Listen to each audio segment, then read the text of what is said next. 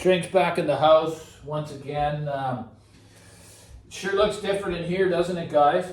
I mean, as you can see, I had no idea. Like, this is supposed to be a second bedroom, okay?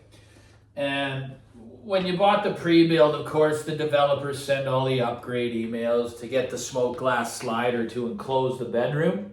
Well, when I was looking at the drawings, the number one thing I was looking at was, where am I going to be able to build a system successfully without problems, okay? And this is where it happened. So I chose to not enclose the room.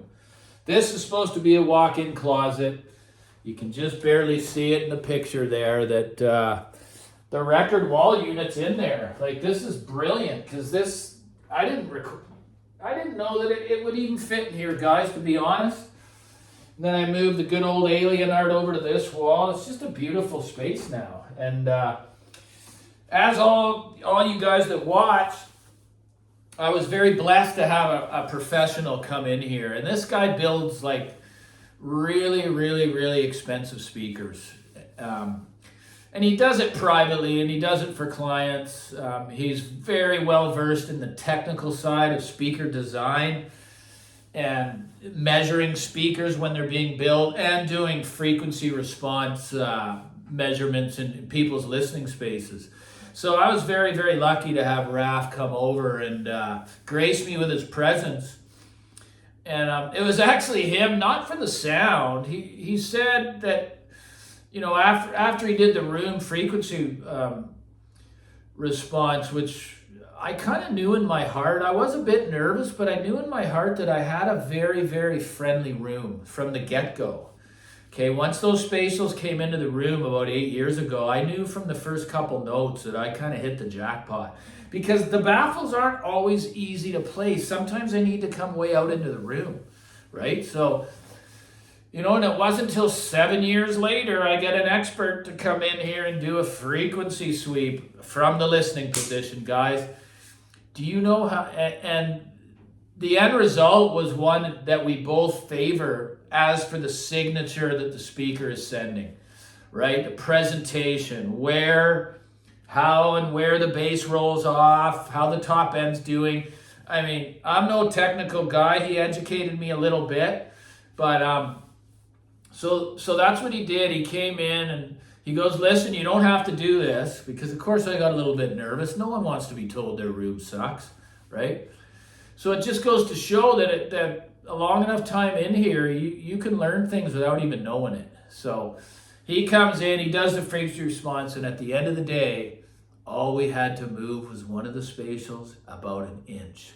I already knew how important speaker placement was, but some people are very limited as to where they can place their speakers, how far they can pull them out, right? So I even have the graph here, and you know, I don't care if the haters want to come on and start to say it's a horrible measurement. Well, I'm going to believe the expert that came here over you. And to me, the presentation is beautiful, and it always has been.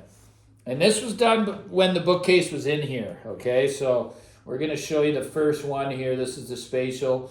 The imaging was locked in. The bass was absolutely just the way we want it. And it went as low as 24 hertz in room, okay? So I'll just show you a couple here. Just give me a moment here, have some patience. So this is the first one here, all right? Now that's the spatial there. That's the spatial after moving one of them 1 inch, okay? We really like this. We do, as for the presentation. It's got that hump up there, but we like that. It gives you a lot of meat on the bones. It extends down to 24 hertz at times. The top end of mid-range. It's a very good measurement. I believe my friend. He knows what he's talking about. So then we did the totems, which they're going to be a little tricky. They're not in their final position right now. He's going to come over again. We're going to deal with those because I love the speakers. So there's the totem. You can see that there. So hopefully you're going to watch it through. Guys, that is with zero treatment in the room. at all, okay? And it's just, I'm very lucky, okay? Especially to have someone like him in my life who I can trust and who has a lot of technical knowledge and is an audiophile himself, which has an absolutely beautiful system at his home. These are the people that you can get to meet, right, in this hobby. And the thing is, right, what I try to tell people is just make sure that your room is just not awful before you start this journey, because it can become very, very expensive, okay? You can start throwing money at things, trying to get better sound, when at the end of the day, the culprit may be the room, and almost always is, right? Money's not going to fix that in the electronic domain, okay? So, you know, that's the complexity of this hobby, and that's why it attracts so many people. There's just so much to learn. But you can avoid mistakes if you just be more patient and listen to people that have walked before you. That goes with anything in life, man. Wisdom. I at 55, I know how little I know about life, but at 27, I knew it all. Some people never change from that know-it-all mentality and they get older, and those type of people I don't want in my life. They're toxic. Right? I want people that can teach me things. My mind remains open all the time. My channel is about helping others. It's about giving back. It's not about look at my stereo. It's not about the next latest, greatest review. I always say I can do that easily. There's enough of them online.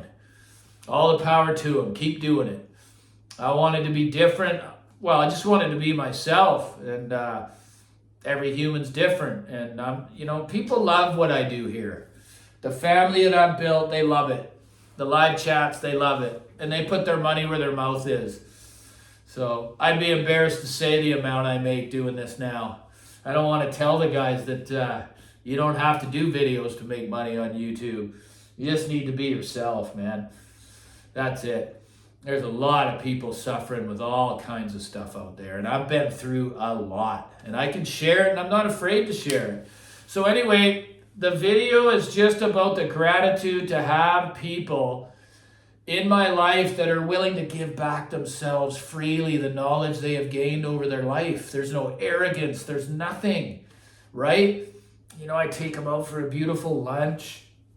We help each other, okay? So stay tuned for the next time he comes over, where we're going to get the final dialing in now that the vinyl bookcase is out of here. This place just looks so beautiful now with that out. It just looks so much bigger aesthetically, the 2-bedroom, open concept space. I mean, it's only 6 years old, guys. It's got quartz counters, quartz island, gas range. The room opens up behind the listening chair. I got lucky. I'm blessed, man. There's someone looking out for me in my life to be where I'm at, basically from homeless to where I'm at today. And I know the only way to keep it is to give back and help others. So there you go, man. Stay tuned. You saw the graphs. Any haters, you're not gonna get a reply. So this guy's an expert. He knows what he's doing. So take care. Hopefully you can learn something from it. Like and subscribe, guys.